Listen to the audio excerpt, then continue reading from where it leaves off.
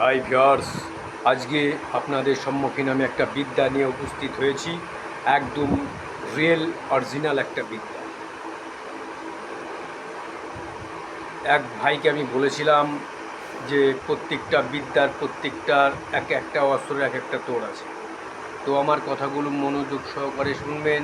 যে পিঠা নষ্ট করার যে একটা মন্ত্র, এক ভাই আমাকে বলেছিল যে গুরুদেব, পিঠা কী করে নষ্ট করা যায়, তো তার একটা মন্ত্র দিন, একদম অরিজিনাল গুরুমুখী গুরুবিদ্যা।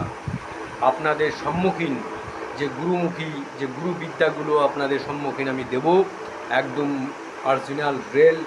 সুজিত তান্ত্রিক কখনো ফেক ভিডিও বানায় না ভিউয়ার্স। আর আমার এই ভিডিওগুলোকে স্টেপ করে দেখবে না, তাহলে কিছুই বুঝতে পারবে না।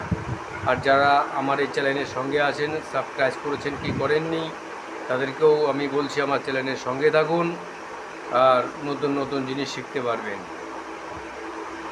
তো সবার আগে কি করবেন, যে সমস্ত ভাইরা আছেন শ্বশুর বাড়িতে যান, গিয়ে দেখবেন পিঠে তৈরি হয়, জামাইকে পিঠে খেতে দেয়। তো ওই বিদ্যা আপনাদের সম্মুখীন কি করবেন, ওই পিঠাকে মানে পুরানো যাকে বলা হয়, পিঠাগুলো পুড়ে যাবে, ক্ষয়ক্ষতি হয়ে যাবে, পিঠা ভালো হবে না, পিঠা আর তৈরি হবেই না। তো মন্ত্রটা চলুন আপনাদের সম্মুখীন একদম রিয়েল অরিজিনাল যে গুরুবিদ্যাগুলো হয় গুরুমুখী আপনাদের সম্মুখীন আমি বলছি। সবার প্রথমে কি করবেন, পিঠার দিকে তাকিয়ে খালি বলবেন আটারে করি মন্ত্র আটা, পিঠা যে তৈরি হয় না, পিঠা পিঠা জোড়া লাগুক নাই, যদি লাগে তো বয় ধর্মের দোহাই।